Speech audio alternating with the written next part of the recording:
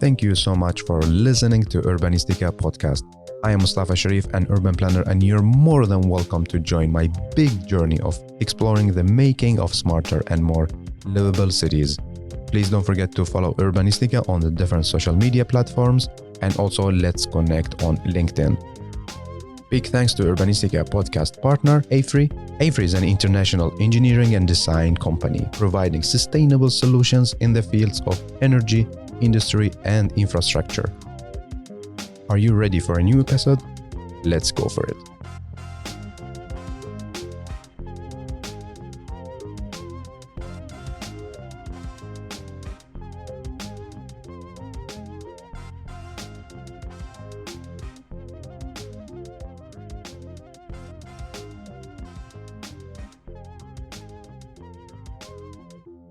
I have the pleasure to welcome you, Russell, to Urbanistica podcast. Hey, and welcome. Thank you very much. Thanks for inviting me. How are you doing? Yeah, good. Not bad. Just on my lunch hour now, so been busy, getting quite busy at the moment. Yeah. Thank you so much. I cannot believe this because I am absolutely one of your big fans, and I am following you since you started. So this is for me. This is very crazy that now I'm talking to you. Oh, that's fantastic. Yeah, I remember you said we were on Clubhouse or something, and we kind of chatted briefly. Yeah. But that was like a year ago. Yeah, and also on TikTok, I'm following you since you started. Yeah, I think it's getting on almost at least 2 years, maybe 3. I've lost track now. So thank you so much for your time, and let's start. You are our storyteller. How would you like to introduce yourself to our listeners? Just Architect Russell is that's kind of my cool name, cool sign nowadays. Because we just type that in. If you just type that in anywhere, I kind of come up now. So I've been kind of using that. My real name's Russell Henderson. That might come up as well. But yeah, I'm kind of using Architect Russell. I thought I'd use it, easier for people to remember or search or something like that. Tell us more about where you grew up, which city, your childhood, and so on. So I was born in Huntingdon, which is a town near Cambridge in the UK. My dad was in the RAF, so we moved around a little bit. Then we came back to Huntingdon. I went to secondary school there. Then I went into architecture at uni. I kind of was good at drawing. I did design technology at A levels, and my teacher said I had a talent for design, and so it kind of got me the idea of maybe going into architecture. And I always liked drawing on the computer, so that influenced me a bit. So then, so I had to choose something. Those days you have to pick a career, don't you? It's like people think I was passionate about it from the very beginning, but it was more okay, that'll be interesting. You take it, and then you kind of get force feed the passion, at uni, you kind of you get influential teachers, really inspiring teachers and stuff, and then you kind of get into it. It's not, and I read about this recently. It's quite true. It's not often people know exactly what they want to do. Sometimes passion doesn't suddenly appear. Sometimes it kind of builds up, over time. So that's kind of what happened to me, really. Yeah. So then I did the whole thing. It takes ages to be an architect, and then you have to work in between. So I did that whole thing. I worked in the UK for a bit as well. At uni, we did international course. So we went to Jordan for a month and Arizona for a month. So I always liked traveling. So, yeah, exactly. Yeah, and I wasn't a big fan of the UK that much. Why? I wanted to, just the weather, and my parents took me on holidays to the States. I went to the US when I was 16. My parents took me for a holiday, and so I kind of knew, and went on other places on holiday, and England just seemed a bit, I don't know, I didn't want to stay there. I mean, you live somewhere all your life. I always feel that you should live somewhere else, not stay there if you can. So like, as soon as I got registered as an architect, I just wanted to leave, and like the recession was in, so I just left. I got a visa for Australia, and I just left. But I didn't manage to get to Australia. I ended up working in Thailand for a couple of years, for a firm there. Yeah, I was just there on holiday for a couple of weeks, and I applied for a architect job, and I got it. Like, yeah, so I ended up working there for a couple of years, and then I went to Australia for a couple of years, and then I got offered a job here in Tanzania. Yeah. But how did you got the job offer in Tanzania? Like, did you know the people there, No, it's weird. or was it head hunting? Kind of. LinkedIn. It came from LinkedIn. I got a message, Okay. a random message on LinkedIn saying, "Would you want to be interested in working in Tanzania?" And it was an agent in Ireland, and and I said to them, I said yes, and then after I said yes, I checked it. They misspelled that. It's Tasmania, because I'm in Australia, No. Yeah, yeah, and yeah, there's yeah. Tasmania. And then when they called me, I said, "You do mean Tanzania, don't you? Not Tasmania?" And they said, "Yeah." That's fun. But I was interested because I always like where I studied in Jordan. I always like go to developing countries. That really interested me. The fast pace and different living, and how I just interested me, that kind of thing. So I'd always been interested in working in weird places. So when I looked it up, yeah, it looked interesting. I was like, but yeah, and it was getting a drag trying to get registered as an architect in Australia. They were really giving me a bad time. Like, it's practically impossible. Like, so I kind of given. Trouble is, I kind of had this migration visa for Australia, and I kind of you're supposed to stay there like 3 years, so you can extend it. But I only stayed there 2.5 years, and I chose to come here, so I kind of lost that. So I met the director. It's like a construction company, and he was in Perth, where I was living. So he interviewed me there, and yeah.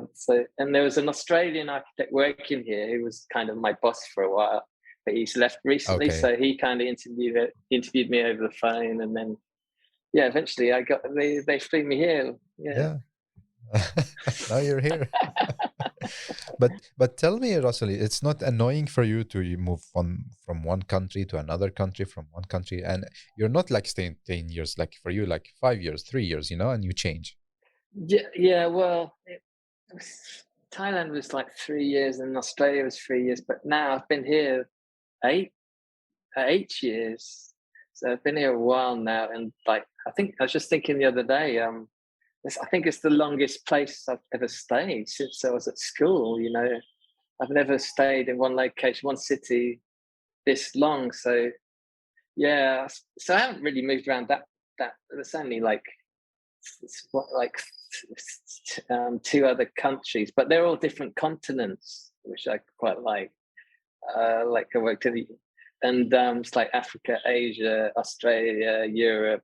Like the only one left is the America, which that's kind of a dream ambition. Like in next thing, maybe. Who knows? Maybe you will receive a message on LinkedIn. Who knows? Yeah, maybe. I think it takes some kind of person. I mean, I didn't have any commitments back in the UK, so there's all that stuff. I was just, Yeah. I didn't have anything there really, apart from mum and dad and brother. But I've never been bothered really. I haven't even been back to the UK since. No? Oh, really? 12 years. Yeah. No. Wow. So yeah. So that. They don't ask you to come back. We miss you.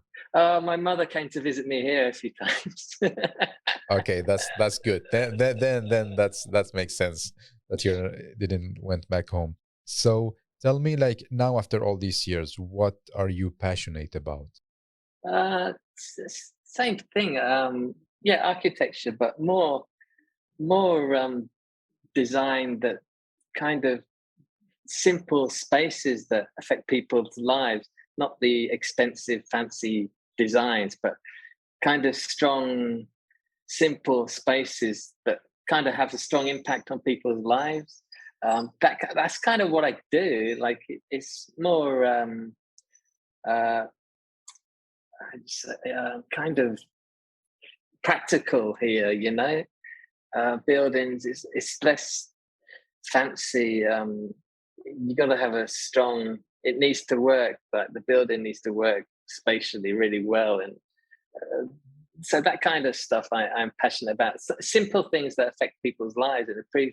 That's why I'm here, kind of. That's why I've been here for so long. I mean, because I feel like I'm making a difference here more than other places I work. Because like there's 100 million architects working on projects in UK. And you don't, when you're there, you just feel like another person. You know what I mean? You don't feel like you're making much difference.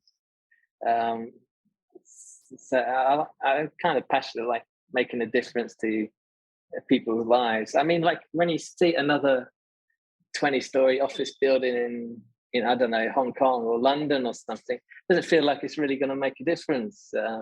But if you do one here, it seems like it makes a hell of a lot of difference, you know. So you feel that you can contribute and do bigger difference when you're there, instead of being like in Hong Kong or you in UK. Yeah, I think so. Yeah.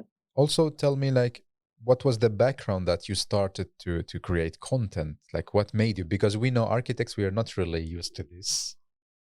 Yeah, it's a bit weird. There's not many people doing what I do, really.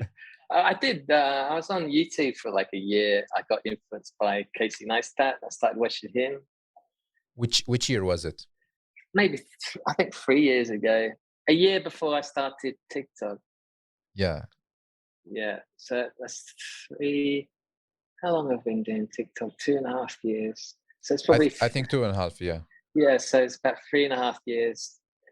I started getting into. So it must be 4 years ago. I got into Casey Neistat, and then I started doing YouTube videos for like a year. I went on holiday, did one every week, every day.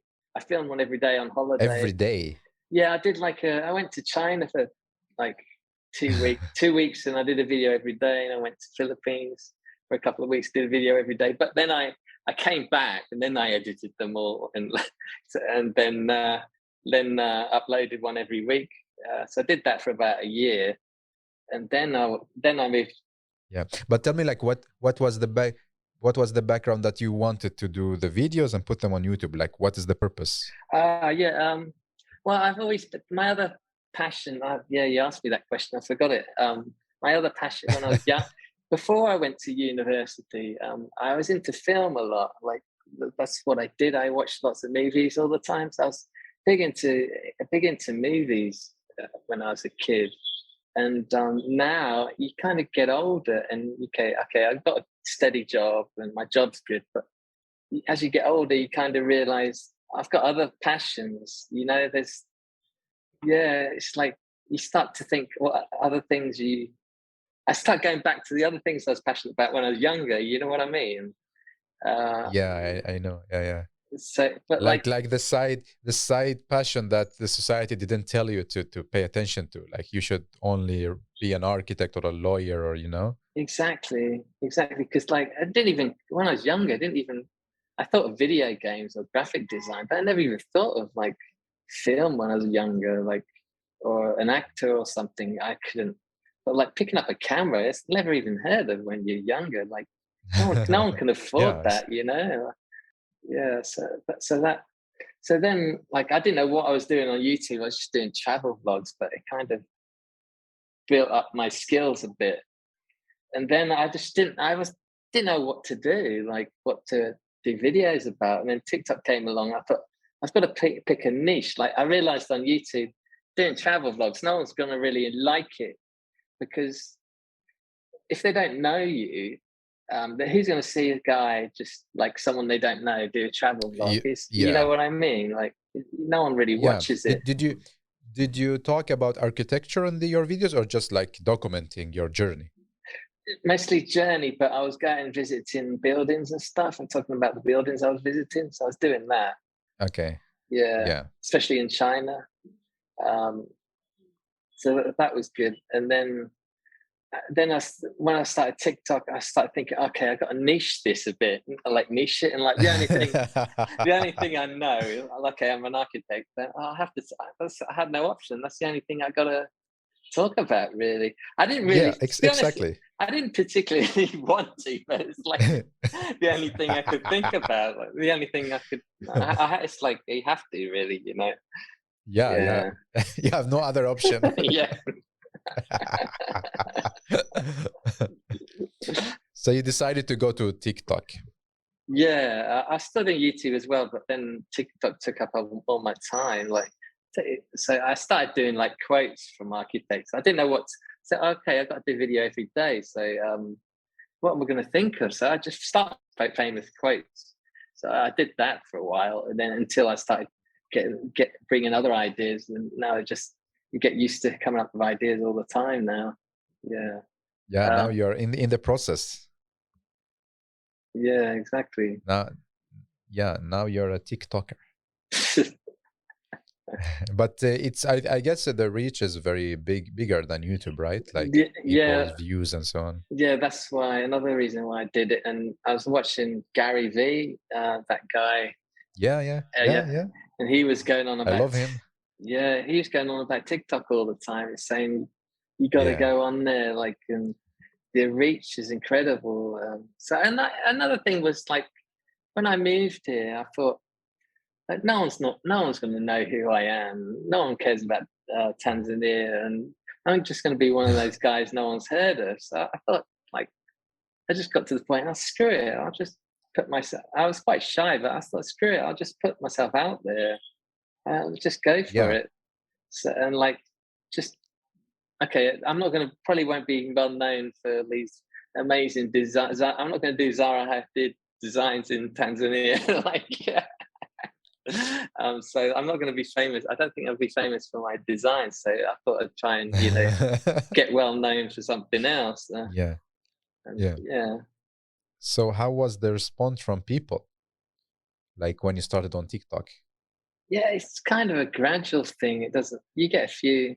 Yeah, it's like a couple of videos started to go like get millions of views. A few of them, like one a month, was getting like millions, and then like followers started coming, and then I think one of the first ones was me just talking about the weather in Tanzania, like, and there was like a monkey behind me, and that did well. And then I did another one. It was just about just like I like working here. I'm an architect, and like I said about like affect people's lives. I said something about that, and that really hit home with people. That went crazy. So I started getting followers then, and then yeah, it just kept going. Really, it's just it's a gradual, consistent thing. Really, it doesn't.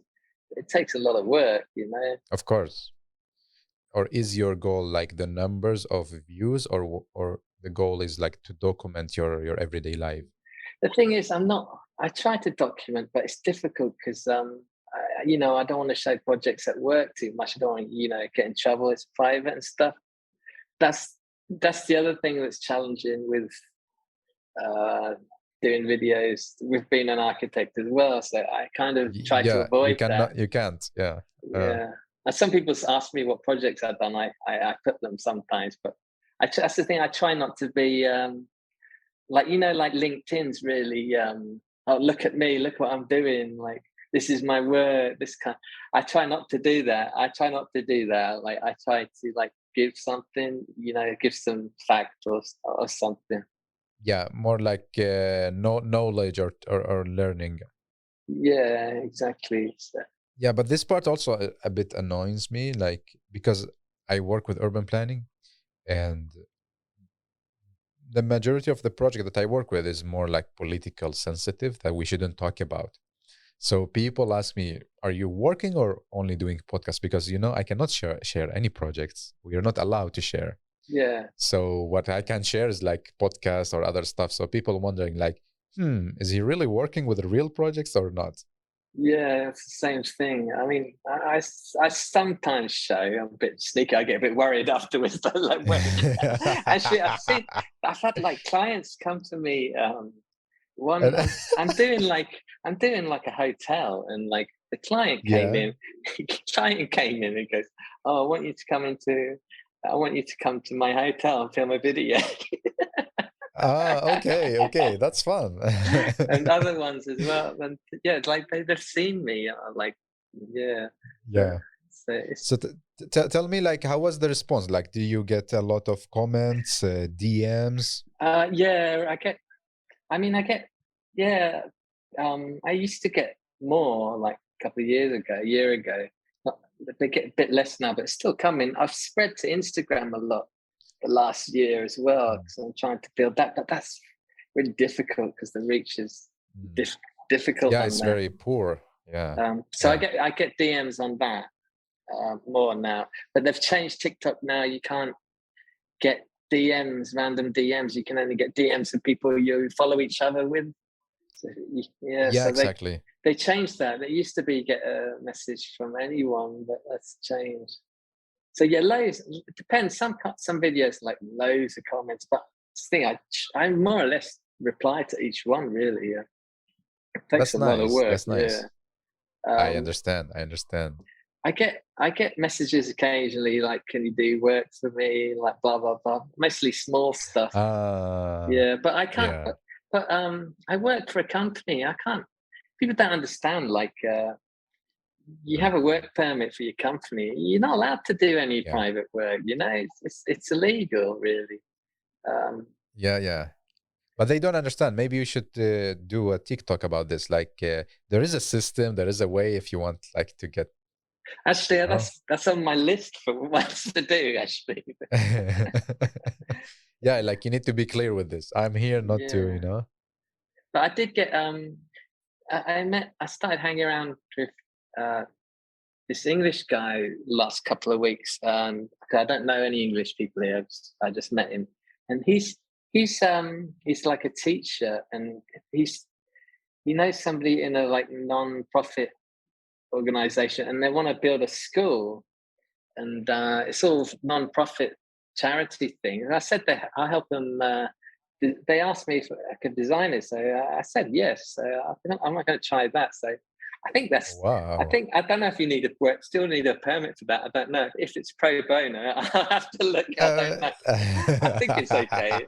So I'd rather do You'll that. figure out this later. Yeah. I mean, I'd Yeah, rather yeah, do yeah. that. Like, I might start help. This is nice. Yeah, that's like for children and stuff. So something like that might Yeah, be thinking of doing. yeah. But what are the projects that you actually work on? Like you work with more buildings or houses, urban design? Buildings. So I've done. I did a big one project. First project I worked on was huge. It's like a shopping mall, cinema, two 20-story office towers, a 15-story apartment, and a 10-story hotel. That was just one project, all in one. It's like one of the biggest. Okay, Yeah. So nice. that's finished, but it's like nearly finished, but it's on hold. So it's just they've constructed 99% of it, but the client, they're just waiting. It's on hold for a couple of years, which is a shame.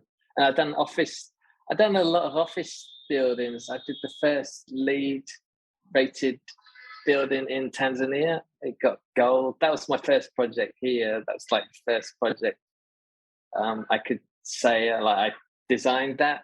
That's the thing. Another reason why I came here is like I never got to design anything in the UK and Australia. It's just So doing, yeah, now we like this. The stage is yeah, yours here. exactly. And then like I just got fed up. That's another reason why I left the UK as well. Yeah, Just you don't it's high really, competition, yeah, exactly. So I did and that. like you need to be super big until you do something. Like Yeah, all the directors and everything, they just have all the say, and you don't really. Yes, it's difficult. Ye- Yeah. yeah. do you get inspiration from or first, like when you work, do you think about TikTok, like you be okay, this project, maybe I can share something from this, or maybe I can talk about this topic, like do you have this TikTok mind when you Yes. work? Yeah. I try not to, but it's difficult, you know. So you think about creating content all the time. Yeah, like I mean, I even make videos at lunchtime and stuff like that. What is the process like, the different steps? Yeah, there's different ones. There's either something spontaneous or there's one that's I have a list of I do it on that app Notion. I don't know if you heard of it. That app Notion. You put down your ideas. So if you come up with an idea, say I don't know, work permit Tanzania, I write that down as an idea. I might have another one like um, I don't know, office buildings in Tanzania. I'll write that on the list, and then that's the idea. And then I write a script for each one. So then you click onto that idea and you move it into like ready to film. You write the script in that idea, and then you move it into ready to film. So sometimes I Okay. have like 50 ideas, and some of them might be Yeah. moved to ready to film with a script. Mm. So when I want to film something, I just go straight to it and say what's ready to film, and that has a script. And then Ah. yeah, or some of them I might do like I might just come up with an idea there and then I'll just quickly do it. Um, yeah, but I got a camera now, so I try to use that a lot, which is better quality. So it takes and like edit. So yeah, it takes an hour to do at least one film and edit them. Okay, like to package it, it's 1 hour film, editing, and ready to publish. Yeah, I think so. And come up with the idea and everything. That's good, the amount of time. Yeah, sometimes long. Oh, some of them might take like most of my Sunday afternoon to edit one. But also, like, because I see the development of the tools, like first you started with the camera, now you have a drone and so on. Like, tell me about your beginnings, like how you started your tools and equipment. That kind of came through YouTube. I had the drone was the first thing I ever got before a camera, I think. So Okay. yeah, because I was playing around. I think at the beginning of YouTube days, I was just playing with a drone. I think the first ever video I published on YouTube was a drone, so that kind of got me. So I had that, and then I started buying cameras after that, and then I started doing vlogs and stuff. Um, but like, I had sound is such an issue. Sound takes up loads of time. Audio, like, and you probably know as well. Yeah. I have one of those microphones. I use a lav mic for my phone, so I like so because I have quite a soft voice, and it makes a hell of a difference. Even if you have a lav mic plugged into your phone with a cable and just hold it like that, it makes a hell of a lot of difference. So I'm always using that. So and I never like I've always got it in my pocket. So as soon as I got that kind of, and then like I went through dozens of not dozens, but I went through loads of microphones with the camera. Do you know those shotgun mics? I've tried those.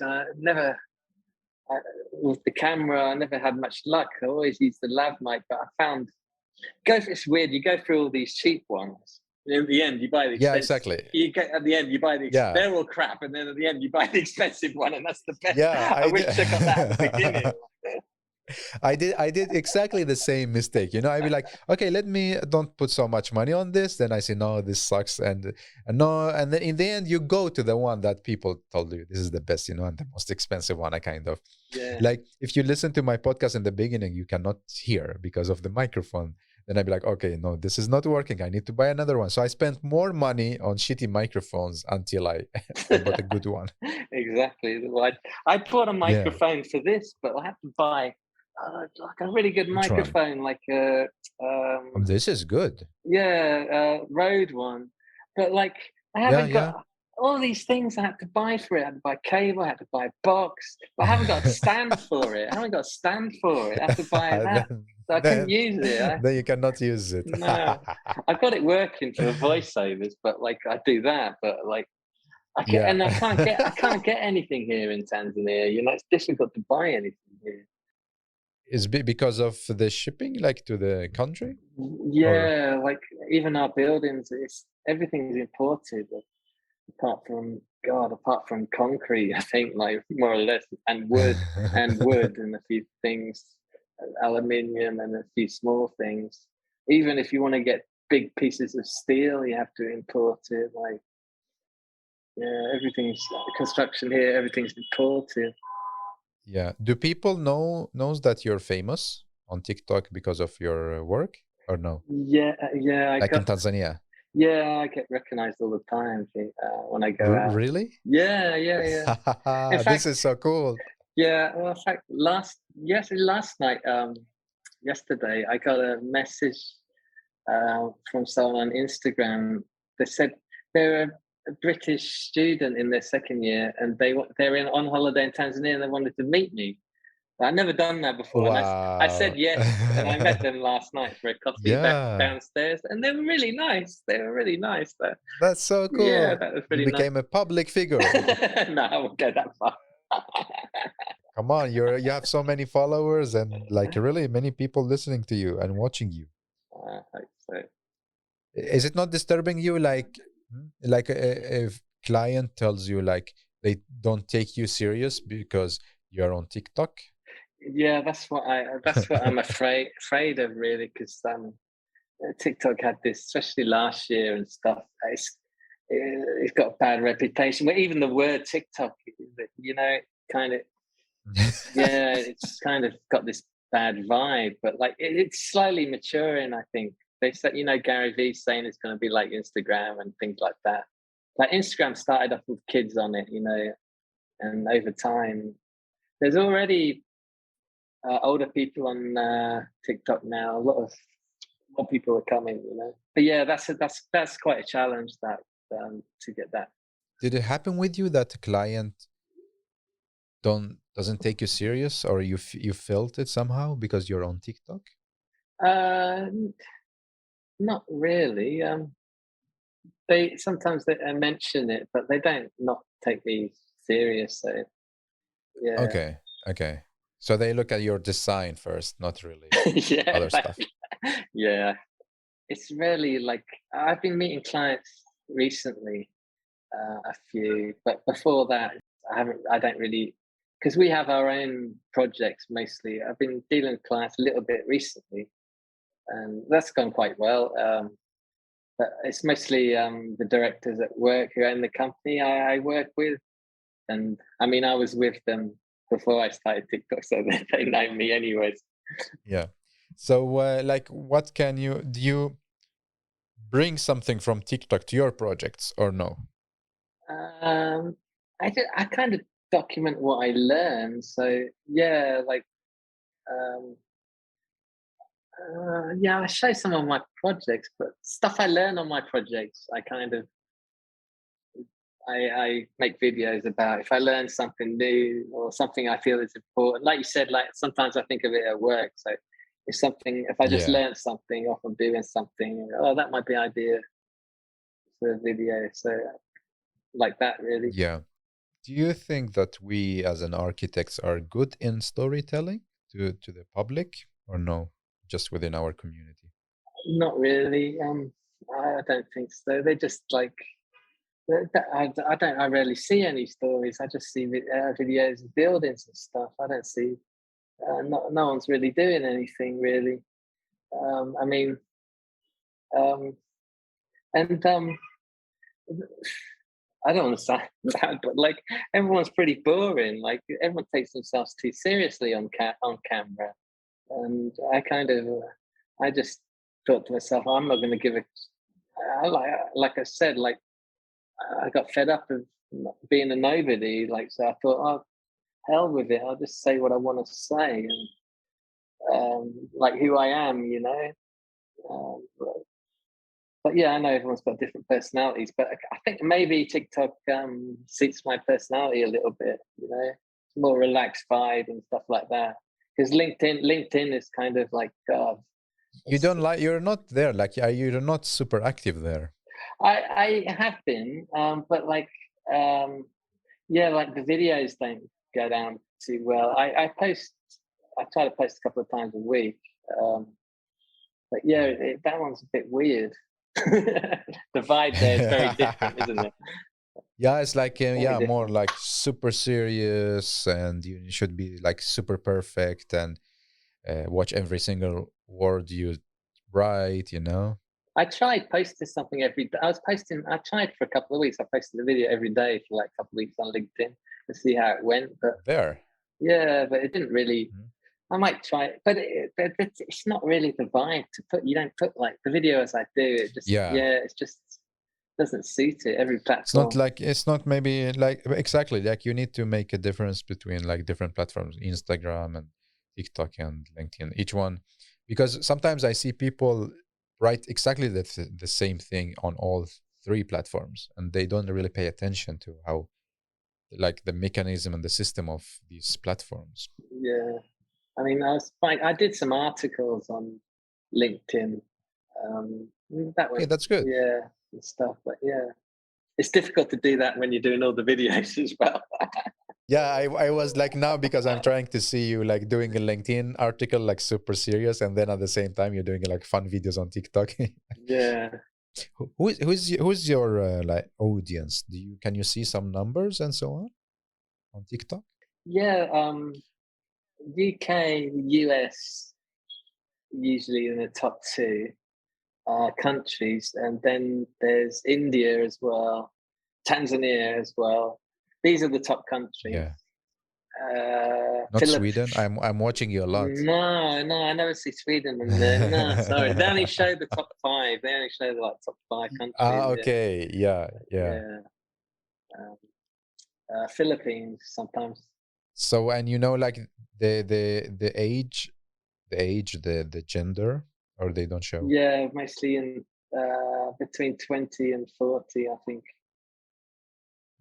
That's good. 30s, I think a This is lot. your target. Yeah, I think no, it's for your Yeah, 20s to 20 to 30s, probably the core bit. Yeah. yeah. And what do you get back when you put a lot of time and energy on this? And what is your reward? Yeah, What do you get back? it's like I said, you get thanked by people on the street, and you get these really nice messages and stuff. And that's really rewarding. But I'm in a Yeah. dilemma at the moment. I'm not sure what to do Why? with it. Yeah, I don't know whether to start a Like company. with you became super famous, or what? Yeah, well, What's the dilemma? yeah, but what am I can keep doing what I'm doing, but should I start a company? Should I um, do something with it? Like make a business out of this? I don't know. Like I'm in a bit of a not so much dilemma, but like I'm not sure what to do next. I feel like there's another stage, a step I need to do. I was thinking of moving into YouTube a lot more this year, but that was it. I'm just, yeah, yeah. I'm not sure what to do Yeah, with it but you really. want to do something, like, but you want to go to take a next step, like you want to level up. Yeah, I don't know whether that's just to keep doing what I'm doing. Maybe it's that, or maybe it's something else. I don't know. Yeah, because I've been here like 8 years now, working for a company. Then I wonder how long I can keep doing this. You know. Are you thinking to move to another country? Um, One of the reasons why I started this, it was one of the reasons. I thought it would bring job opportunities in other countries. Um, Okay. like I was talking about the US earlier. I was thinking the US, and um, I really like China. I went there for a month a couple of years ago, but I thought it would bring opportunities. Just bring opportunities. Who knows what happens? Um, Yeah, exactly. so that's one of the reasons why I did it. I'm doing it as well. It's like, um, yeah, what is your challenges when you do this? it's time really. I think it's all the time it takes editing, really. Yeah, but this is all my free time. You have to be careful; it doesn't overtake your your real job. I have a real job. You work yeah, you work 8 hours per day, right? Eight. I work 6 days a week. I work on Saturdays. No. Yeah, Wow. from It's eight. like you or the system? It's That's only the you doing it? Or? no, that's the job. Okay. Came with the job. Mhm. Um, so yeah, from 8 till 5. But like I live right next to work, and it's different here. You get a cleaner, housekeeper. So when I lived in the UK, you spend half your Yeah. Sunday cleaning anyways. Like, I am doing the same here. Like it's so annoying, you know, like 6 hours of your day, of your week, you know, disappears. Just you need to make sure that your house is clean and everything is, yeah, you know, organized and so on. I mean, even I like hate it. even washing up, uh, stuff like that, Yeah, yeah. and doing your laundry. I don't even do that. So that makes up for the day I'm Saves working. time. You know what I Yeah. mean? Really? Yeah. Yeah. So the challenge is the time to make this happen. Yeah, I think so. Yeah. What other challenges you have? Are you facing? Outside filming outside is a challenge. You know, you get bothered by a lot of people here. Uh, they don't like they don't like cameras here. You even, I mean, like you even go on the ferry here to Zanzibar, and they don't like it when you, or the ferry across the river here, sea here. Um, they don't like it. You film in. It's like how are you supposed? How are you expect to get tourists if you don't let people take pictures? You know what I True, mean? It's film. like, Yeah. well, a lot, Yeah, yeah, not yeah. everywhere, but like sometimes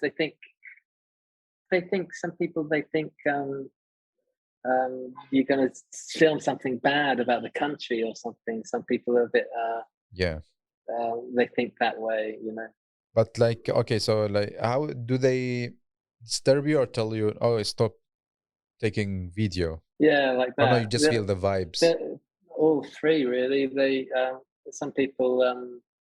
You probably get this in other countries as well, but I don't know. But yeah, they'll some of them like just stare at you and then go, "What are you doing?" Like that kind of thing, and it's like, yeah, yeah. And there's a lot of bribery here sometimes as well. Sometimes I got once I was taking a video and they were saying, "This is a government building. You're not allowed to pay here. I'll call the police." And they were threatening to call the police and stuff. And you need work Yeah. permit. You need a video permit to do. They give you all that as well. You need a permit to film, like out on the street and stuff. And then they end up. Yeah, it's not nice sometimes. Yeah, yeah. I can imagine. Like it makes like supposed to go fast and quick, Yeah. not to apply for permission and you know. So you can't. I can't really take. So you can't really take a. I used to have a GoPro, but I can't really take my big camera out unless I'm just outside my flat or something. I can't really take my big camera out in the middle of the city or something like that. I can't do that. Yeah. I can Yeah, use because then my you will be stopped. yeah, but I can use like this weird. I went to this shopping area and like they have security here, and he wouldn't let me use my camera, Oh, but he said the phone was okay, which is kind of weird. what? What? Yeah, exactly. Makes no sense. Do you face a challenge when it comes to generate ideas and because you do everything alone, you don't have an assistant. Yeah, okay. Just this is just videos you're talking about, not projects at work. No, no, just videos. Like now, talking about your TikTok videos. Yeah, yeah, everything alone. Yeah. Oh, I had sometimes ask somebody to just hold the camera. Occasionally, some videos and stuff. Yeah, a few of them. You ask somebody to help you, but yeah, most of them was myself with a tripod. Really, I read was it Casey Neistat said the other day, like a tripod always does what it's told, which is quite good. Yeah. Yeah, yeah. So the aim of this episode that we are recording now is like to hear your story, and also like I want our colleagues to also start produce content and tell us stories. What is, how to say, what is your advice to them if somebody now hearing you, like you were listening to Gary V, I listened to him as well, that's why I started the podcast as well. So what are the steps that they should really think about in order to start producing content and publish and be online? So what are the important steps that they should really think about?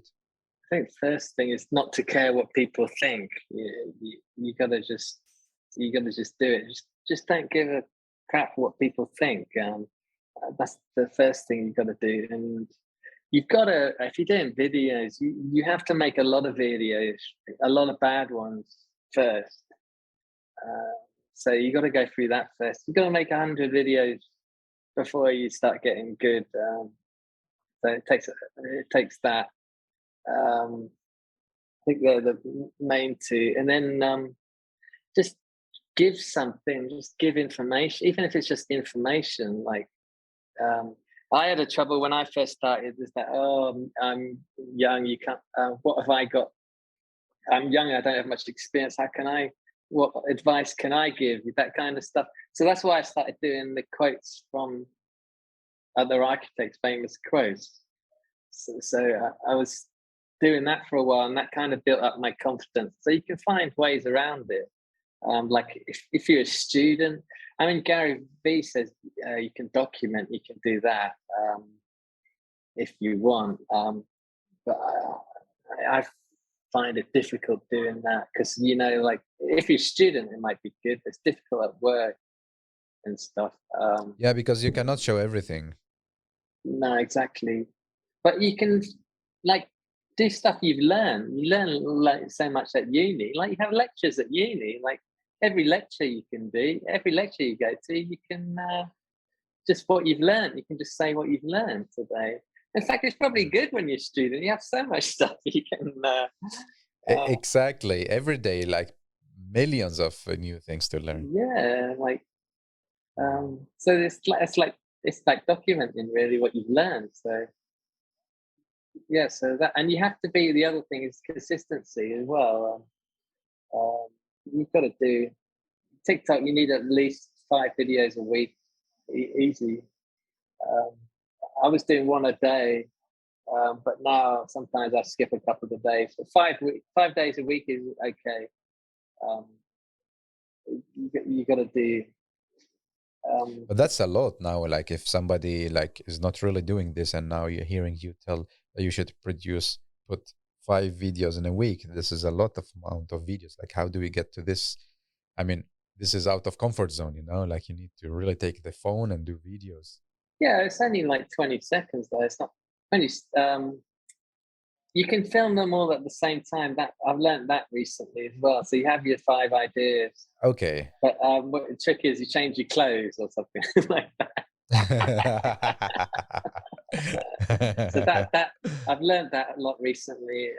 Time management. If you do one similar tasks at the same, like film them all in one go and then edit them all in one go, you save so much time doing that.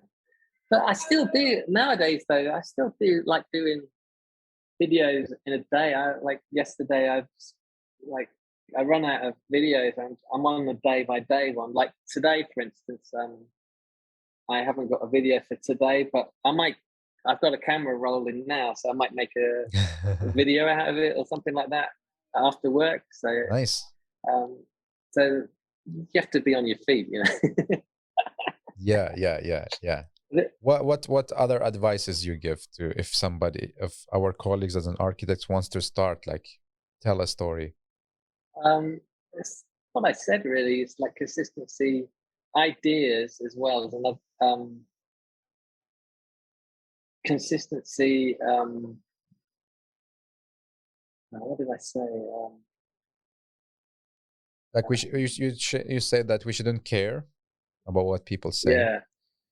and yeah, share knowledge, like what we learn or document. yeah.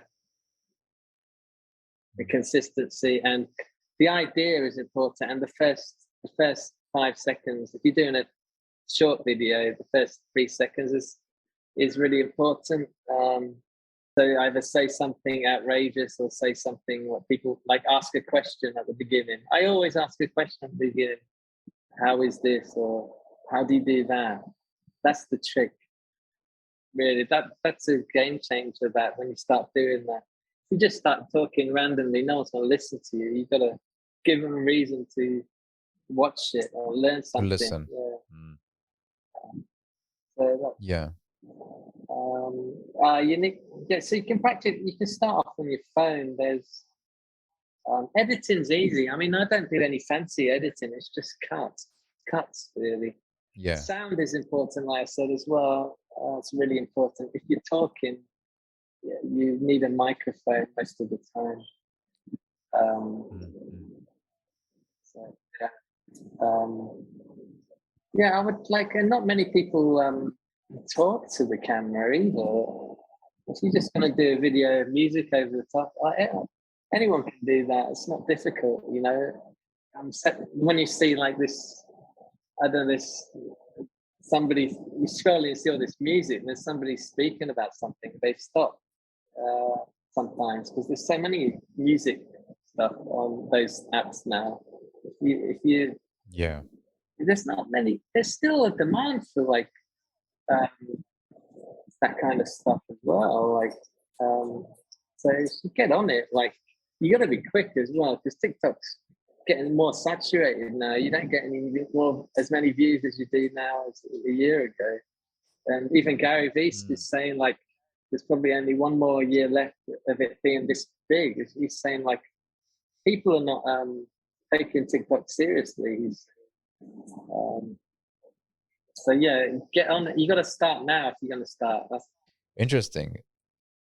Thanks for the advice. And now we are in the last section of this episode, and it's gonna be more about like your relationship with the city. So, are you ready? Yeah, yeah, yeah. Yeah. So, what makes you happy in your city? We're talking from urban planning and design and architecture point of view. It's mostly there are some. It's mostly the culture here, but it makes me happy here. Uh, it's a beach town, so that kind of makes me happy. And you can go to the beach anytime, and the weather here is fantastic. They're the two main things, but the city generally, it's quite a quiet. It's very towny. It's not so much a big city, Dar es Salaam. There is a city centre, but it's quite. There's a community there. It's very like everybody knows you. Quite if you can meet people that you've seen again. You'll see people again once you've met them. So it's not Yeah. it's quite a communitized town, if you know what I mean. Yeah, I understand you. It's not like the big urban area, so nobody knows the other, and Yeah, like people are rushing and so on. It's not like a city. yeah. And when you drive out towards the built up areas, it gets really nice and quiet, and there's some nice drives, and you get the Maasai tribes um, around, and they've got their like local houses made of mud and things like that.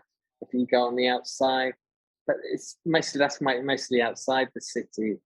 So, it's a difficult question. What makes me happy in this place? It's not the Maybe actual. this It's not the actual city. I think it's like the culture and the people. I this think. yeah Yeah. this and I think the scale of the city as well that makes the culture and so on Yeah. as a community. Um, I suppose it's quite a colourful city as well. There's a lot of Mm.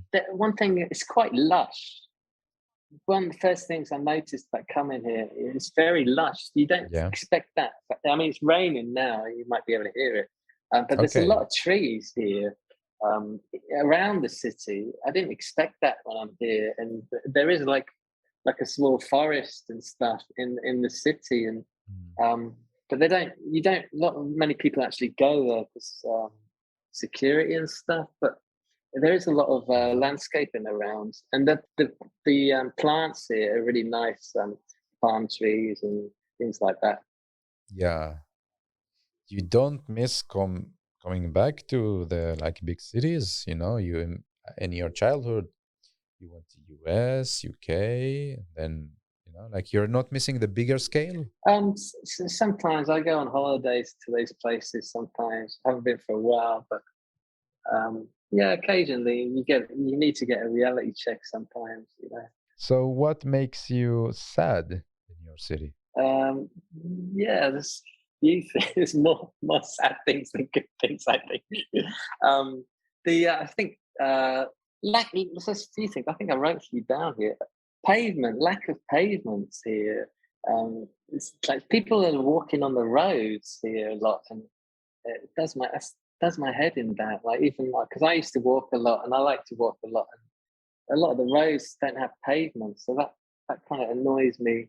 And they don't there's a lot of areas that could be turned into parks, but they don't bother. Like, I don't know if it's something to do with because most stuff is private here, so they don't really have public parks and stuff. Even near the beach, a lot of the beaches here there's private houses or accommodation right next to the beach, and you can't even get to the beach sometimes because there's just houses in front of the beach. So it's like a public beach, really. A beach is public; they're not really private.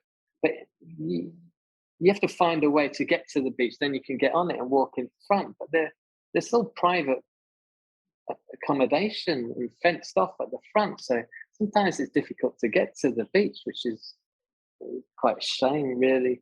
And and so that like I said before, a lot of the materials here are imported as well, and there's a lot of that material ACP, aluminium composite panel. They use a lot of that everywhere, um, and it's mostly concrete as well here. So yeah, like so a lot of the buildings you look the same.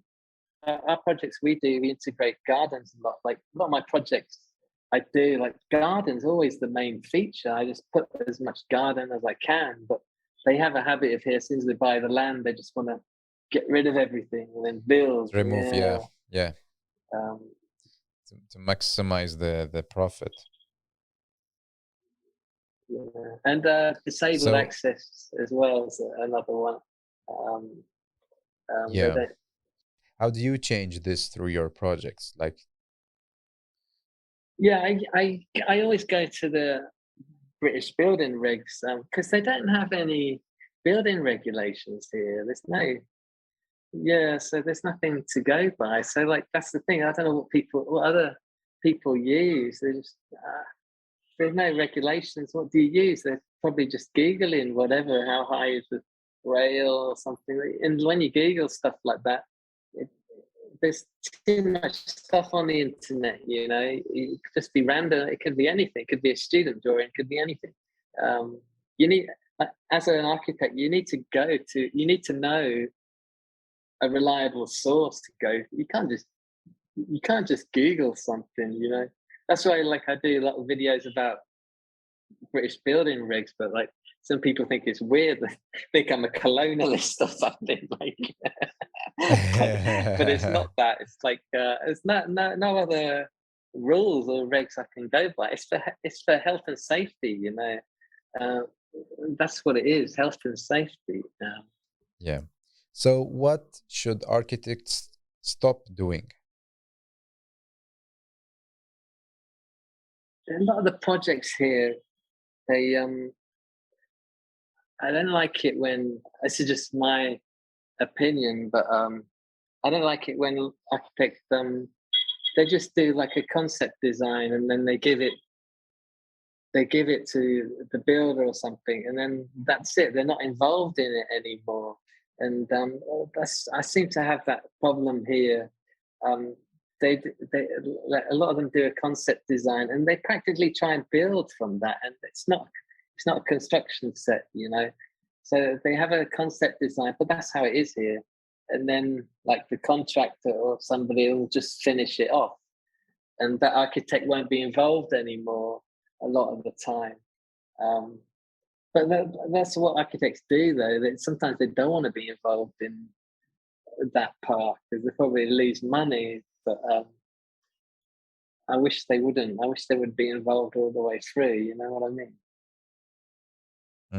Yeah, I understand you. So what should architects start doing or doing more? Sustainability, of course, is the usual stuff. Really, concrete. There's a lot of bad things about concrete, but I think it's just reducing the amount you're using, really,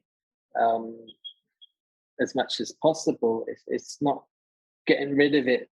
I don't think we're going to get rid of concrete because the cement is bad, but you can reduce it as much as possible. Just think about that.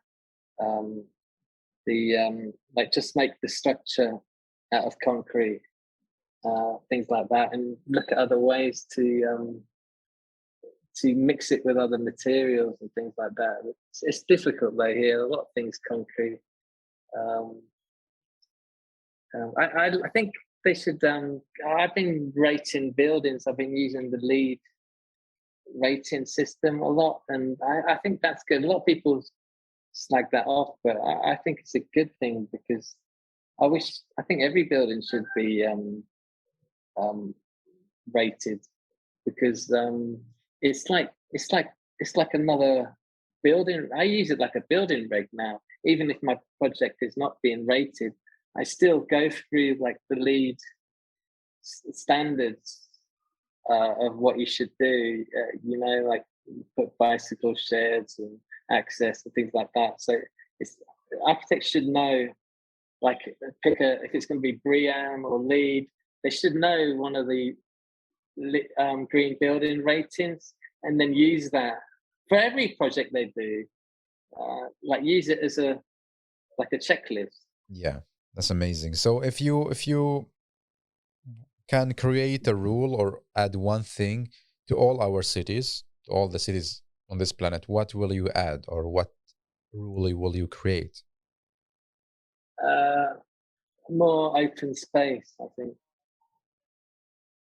Public space. Yeah, open public space. Is there a lack of open spaces in Dar es Salaam, like this city? Yes, friendly open spaces, you know, that you feel safe in them and you want to go to and hang out. And it's all to do with the corona thing as well, fresh air. And natural ventilation should be incorporated a lot more in buildings. You don't always need air conditioning as well. Even here, it's hot here, but you don't need air conditioning if you design it correctly. You can use natural ventilation. You don't always need air conditioning all the time. So it's going back to those green things, really. Yeah. If you will go back to the UK and start to work as an architect, what will you bring back, like from your learnings here? That's what I was just thinking the other day. I was thinking, I don't know if anyone will give me a job in the UK after working here. No, I mean, like, I'm trying to think, what can you offer? I mean, like, what can I offer them? It's like, it's a kind of strange place. I think practicality and mostly, and getting something built. Most of the projects I work with get built. Have to make it work. It's practical, really. The stuff I do is practical and quick. Get it done quick. Everything's quick here. So much time wasted in the UK doing these drawings and details. I look back in the UK and everything's slow, and I look back at what I was spending my time drawing in the UK and what a waste of time doing ceilings for like months or doing ceiling details. You shouldn't spend that much time doing stuff like that. It shouldn't, and revising them and all that stuff. It was a waste of money, a waste of time. You shouldn't. I mean, you should see how quick we do stuff here. Um, you don't have to always go into so much detail. Like a lot of the time, you don't even. A lot of the time, the architects don't realize how much the builder does as well. They do a lot of the work. A lot of the stuff architects draw, you probably don't need to. The builder already knows. You've got to understand not so much what you need to draw, what you don't need to draw. You got to understand as well as an architect. I think so. I'd probably bring back that kind of stuff if I went back to the UK. I think. But then like this is the question of, yeah, if you do stuff quickly, then it's not good quality. What is your reflection about this? That's true. Yeah, everything's better quality in the UK and stuff. But you No, don't. no, I mean in general, when you put a lot of time, it means that you're gonna produce something with a good quality. But if you do something quickly, it means like this is not a quality. Yeah. That's the thing. There's two. There's the sacrifice, isn't there? Time, cost, quality. You pick two of those. If you do it quickly, time and cost, then the quality will go down. And if you want quality, then you're going to sacrifice time and cost. So it's a balance in between. But I suppose it depends how much time they have, really. Um, yeah, I do think buildings sometimes over the top in the UK. I know they're safe and better design and everything, but like I don't know. You see, like I don't know. It seems too much. Some of it's expensive in the UK. That's why, isn't it? Yeah, Everyone complains it's expensive in the UK. It's because of the quality's so high, isn't it? yeah, If uh, but they're complaining, oh yeah, it's not as good quality, but they're also complaining that it costs too much as well, aren't they? yeah, exactly. Yeah, no, interesting answer. And if you, Russell, if you can be something else than be a human, you can choose anything like animal, tree, or plant, or object. What will you choose and why? Uh, Like to be. oh God. Um, um, maybe, yeah, maybe a chimpanzee, I guess. So they're like almost they're human, but they have a funny, gentle, and honest side to them as well. I think. Um, yeah. So I've always, You have the same. yeah, because I don't take a lot of things I don't take too seriously. Well, I do, but I try to see the funny side of everything. Um, I think life should be a bit cheeky sometimes, you know. Um, Not everything is so serious. I think everything is serious, but you got to see the funny side of things. I always believed honesty is an important thing to have as well. I don't know if a chimpanzees are honest, but it's human human resemblance kind of you can kind of understand them a bit more, you know. Yeah. Mm. Interesting. Now, also, like in the podcast, I talk a lot about work-life balance and hobbies.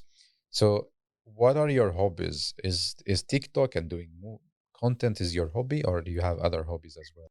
Yeah, it takes up most of my time. I played the guitar, but I don't really play it that much anymore. So I was in a band for a while here. We used to play some of the places, but most of the guys have left now. So I was playing guitar in a band for a while, and yeah, I go to the gym and oh, what else is there? Yeah, that's it. I like to travel. So every time I go on, I have days off. I travel. Nice. Where's your next destination? I'm thinking of either. Yeah, it's been a while now because of Corona and everything. Had Vietnam or Ethiopia on my list. Like one of those two. Interesting.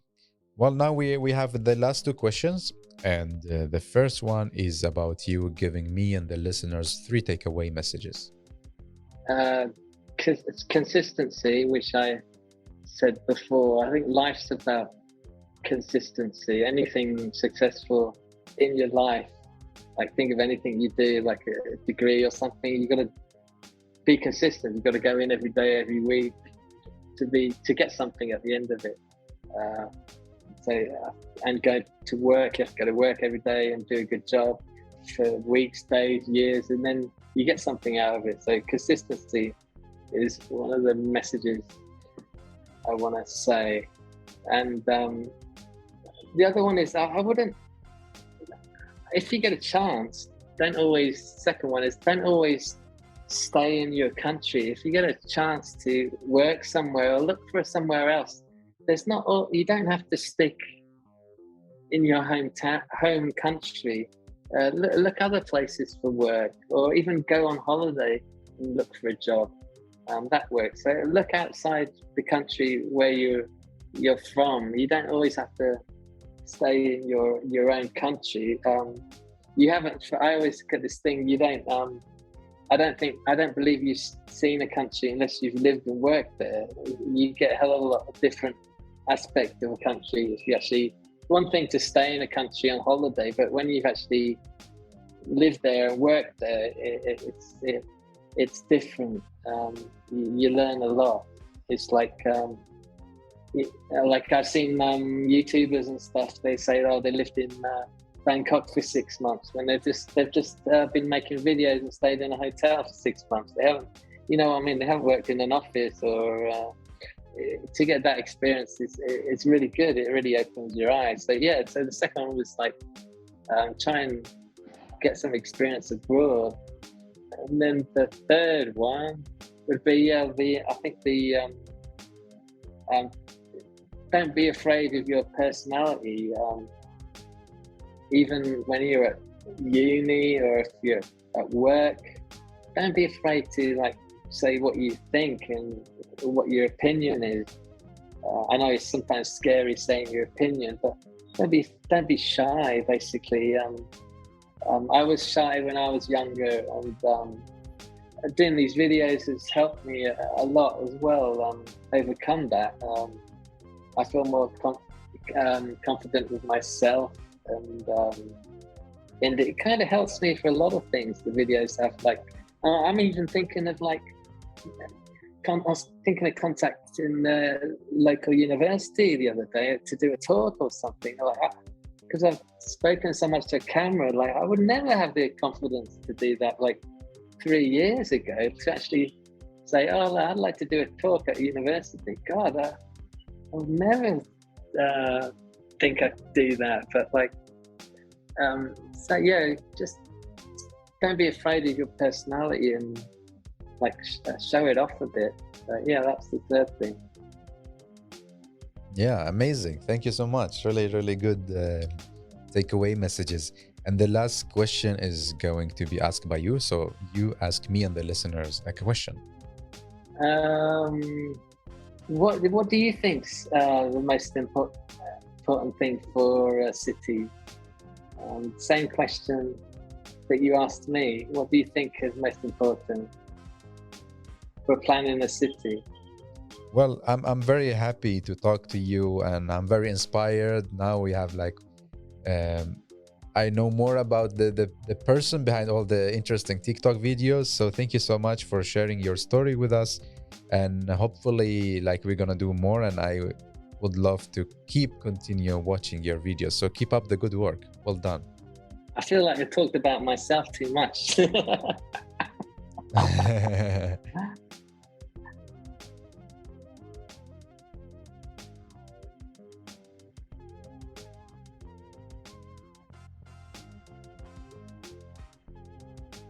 Well, thank you so much for listening to Urbanistica podcast. I hope you really enjoyed this episode. You learned something new and also got inspired by the guest. Don't forget to share the episode on your social media and recommend it to people you think they are really interested in this topic. Thank you so much again for giving your valuable time to Urbanistica podcast. I am Mustafa Sharif. Keep up the good work. Keep loving cities.